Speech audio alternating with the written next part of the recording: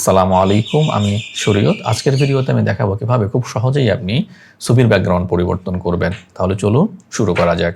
ছবির ব্যাকগ্রাউন্ড পরিবর্তন করার জন্য আপনাকে প্রথমে গুগল ক্রোম ওপেন করতে হবে। আমি এখান থেকে গুগল ক্রোমটা ওপেন করছি এবং এখানে গিয়ে আপনাকে লিখতে হবে রিমুভ বিজি। সো আমি এখানে লিখলাম রিমুভ বিজি। রিমুভ বিজি লেখার পরে আপনি যদি ইন্টার দেন তাহলে কিন্তু হচ্ছে যে আপনাকে প্রথম যে ওয়েবসাইটটা আসবে, অথবা আপনি হলো যে এই ওয়েবসাইটটার মধ্যে মূলত যাবেন, বা আপনি এই লিঙ্কের উপরে ক্লিক করবেন।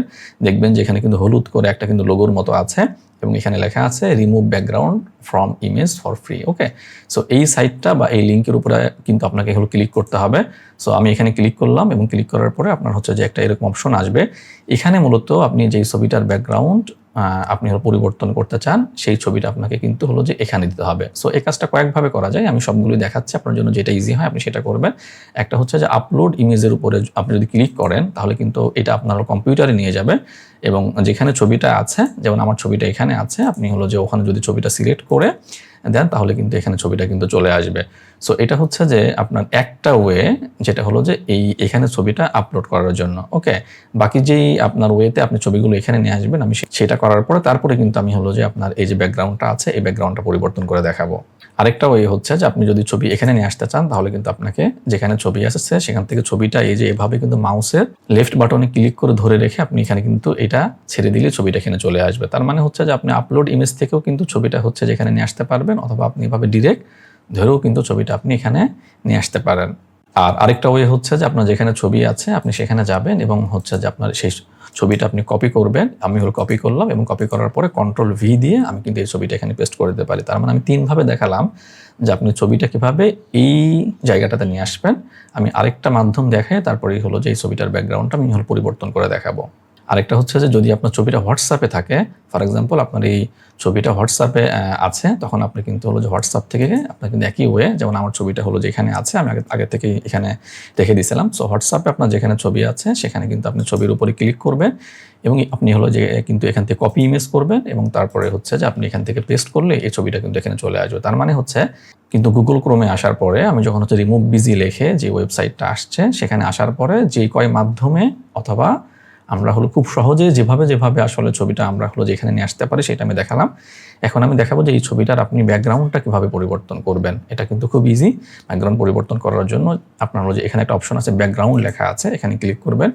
ক্লিক করার পরে এখানে একটা অপশন আছে কালার। ওকে, সো এখান থেকে কিন্তু আপনি যে কোনো কালার দিলেই কিন্তু ব্যাকগ্রাউন্ডে সেই কালারটা পরিবর্তন হয়ে যাবে। সো আমি চাচ্ছি যে আমি এই কালারটা দিব। ওকে, আমার কিন্তু ব্যাকগ্রাউন্ড ছিল সেটা কিন্তু এখন আর নাই। যেমন আমার কিন্তু ব্যাকগ্রাউন্ড ছিল হচ্ছে যে এক্স্যাক্টলি এইটা, আমার এই ছবিটার কিন্তু ব্যাকগ্রাউন্ড হচ্ছে পিছনে গাছটা এরকম ছিল।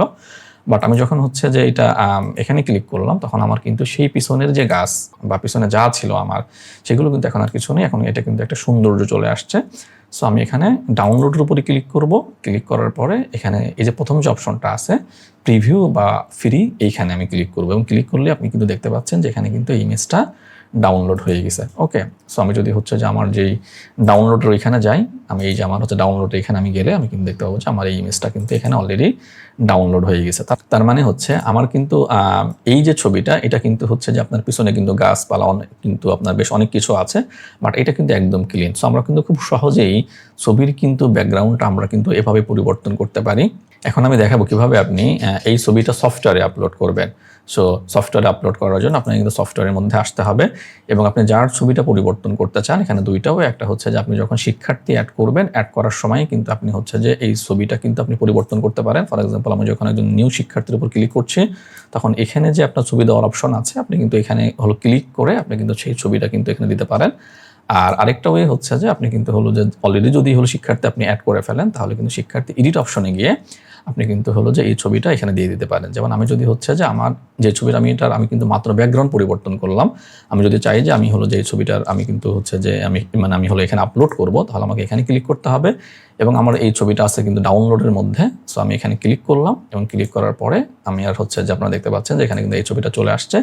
সো ছবির যতটুকু অংশ আমি মূলত হচ্ছে যে রাখতে চাই আমি কিন্তু হলো যে এইভাবে ধরে আমি কিন্তু সেটা কিন্তু হচ্ছে যে রাখবো। তার মানে হচ্ছে যে জায়গাটুকু আমাদের মার্ক করা আছে এই জায়গাটুকুই কিন্তু একমাত্র হচ্ছে যে আমাকে কিন্তু দেখাবে, অথবা আমার কিন্তু আপনার এই ছবিটা আমার কিন্তু এই অংশটুকুই কিন্তু হচ্ছে যে আমার মূলত থাকবে। আর এই এরিয়ার বাহিরের যে অংশটুকু আছে এটা কিন্তু থাকবে না। সো আমি যদি এখন হচ্ছে যে একদম নিচের দিকে আসি এবং আমি যদি এটাকে আপডেট দিয়ে দিই, তাহলে কিন্তু হচ্ছে যে আমার এই ছবিটা কিন্তু পরিবর্তন হয়ে যাবে। আপনারা দেখতে পাচ্ছেন খুব সুন্দর কিন্তু একটা ছবি আমার এখানে চলে আসছে, যেটার কিন্তু এক্স্যাক্ট লুকটা ছিল হচ্ছে যে এরকম। সো খুব ইজিলি আপনি কিন্তু হলো যে ছবির ব্যাকগ্রাউন্ড পরিবর্তন করতে পারছেন। একইভাবে আপনি কিন্তু শিক্ষার্থীদের ছবি আপনি কিন্তু এভাবে হচ্ছে যে আপডেট করতে পারছেন। এখন আমি দেখাবো কিভাবে আপনি শিক্ষকের ছবি পরিবর্তন করবেন।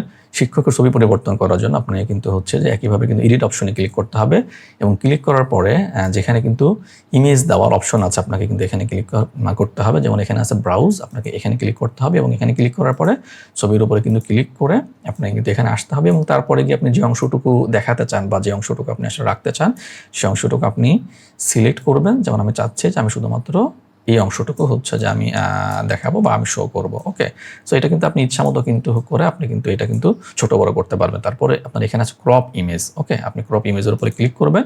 ক্লিক করার পর নিচে এসে আপনি কিন্তু এটা হলো যে আপডেট টিচারের উপরে ক্লিক করলে এখানে কিন্তু শিক্ষকের ছবিটা পরিবর্তন আপনার হচ্ছে যে হয়ে যাবে। আপনি দেখতে পাচ্ছেন খুব সুন্দরভাবে কিন্তু শিক্ষকের ছবিও কিন্তু এখানে হচ্ছে যে পরিবর্তন হয়ে গেল। তার মানে হচ্ছে আমরা কিন্তু খুব ইজিলি আমরা কিন্তু হচ্ছে যে ছবির ব্যাকগ্রাউন্ড পরিবর্তন করতে পারছি এবং হলো যে শিক্ষার্থী এবং শিক্ষক বা স্টাফদের কিন্তু ছবি আমরা খুব সুন্দরভাবে কিন্তু আমরা হচ্ছে যে এখানে আপডেট করতে পারছি বা আমরা অ্যাড করতে পারছি।